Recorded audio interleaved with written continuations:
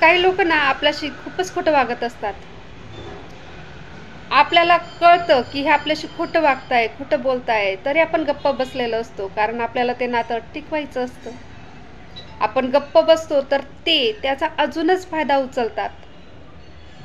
त्यांना असं वाटतं हा मूर्खच आहे, याला काहीच कळत नाही.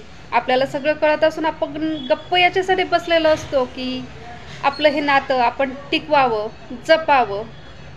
पण आपण जेवढं गप्प बसतो त्याचा ते अजूनच फायदा उचलतात आणि आपल्यावर कधी खोटे आरोप, कधी कुठल्या अडचणीमध्ये काही ना काही आपल्यावर वागत असतात, करत असतात. कुठल्याही अडचणीत त्याला कसं टाकता येईल याचा ते खूप फायदा उचलतात, खूप प्रयत्न करत असतात.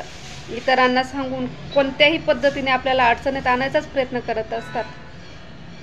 पण आपण एक गोष्ट लक्षात ठेवली पाहिजे, आपण कितीही अडचणीत आलो तरी आपण डगमगायचं नाही. कितीही त्रास झाला, कोणताही वाईट प्रसंग आला तरी डगमगायचं नाही.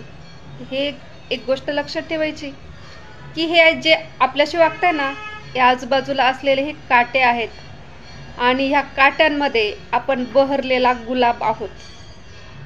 तर आपण तो विचार करायचाच नाही की हे काटे आपल्याला टोचताय. आपण हा विचार करायचा की आपण बहरलेला गुलाब आहोत.